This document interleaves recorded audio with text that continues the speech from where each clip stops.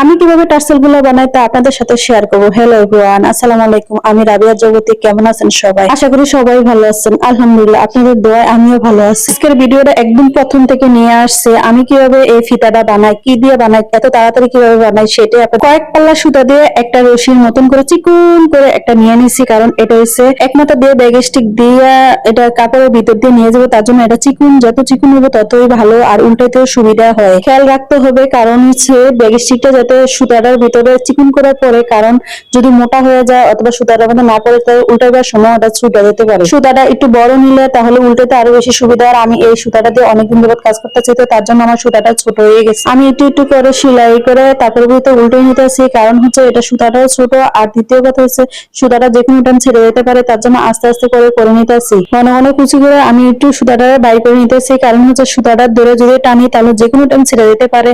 তো এই রিস্কটা আমি নিবার চাই না, তার জন্য আমি বাইর করে সুতার মাথাটারে তারপর ফিতাটারে আমি টাইনা টাইনা বাইর করতেছি, কারণ এটা হচ্ছে দুইটা ফিতা একসাথে। এই কথাটা তো বলাই হয় নাই, ফিতার কাপড়টা কতটুকু নিবেন। এটা হচ্ছে ফিতার কাপড়টা 2 ইঞ্চি করে নিবেন, আর লম্বা যতটুকু আপনি দিতে পারেন। আর এটা সোজাও নিতে পারবেন, আর হচ্ছে তেস্তা করে কাটতে নিতে পারবেন লম্বাটা।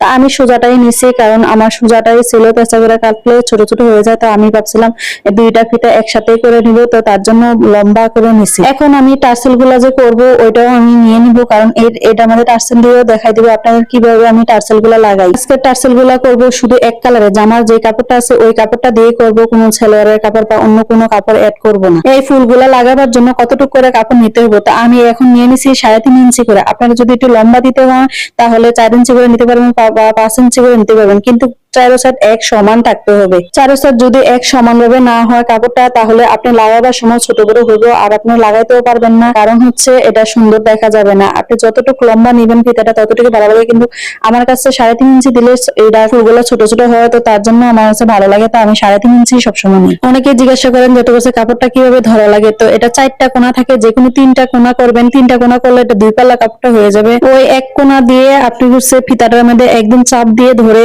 লাগাবেন, কারণ ফিতাটাতে যদি একটু লুজ হয়ে যায় তাহলে আপনার এটা মাথা বাড়িয়ে পড়বে, তো সুন্দরও দেখা যাবে না। আর হচ্ছে যে মাথাটা কোনা হবে ওই মাথাটা আপনি সেলাই করবেন 3-4 নিডেল, মানে এর বেশি সেলাই করবেন না। যদি বেশি সেলাই করেন তাহলে এটা মোটা দেখা যাবে, সুন্দর দেখা যাবে না। তার জন্য 3-4 নিডেল নিয়ে সেলাই করবেন, তাহলে এটা চিকুন হবে, কোনা উঠবে আর দেখতেও সুন্দর দেখা যাবে। একদম পানির মতো করে আপনাদেরকে দেখাই দিলাম, এটা কোনো কঠিন কাজ না। আমার হাতগুলা যদি ফলো করেন বা আমার কাজটা যদি ফলো করেন তাহলেই বুঝতে পারবেন যে আমি কতটা সহজ করে এটা সেলাই। আমি যখন প্রথমবার করছি তো অনেক সময় লাগছিল আর গেল, অনেক বিরক্ত হয়েছিলাম, যেতে করতে ভাবছিলাম করবই না, কিন্তু বানানোর পরবর্তীতে এত সুন্দর দেখা যাচ্ছে, তো আমি এটার প্রতি আগ্রহ বেশি বেড়ে গেছে।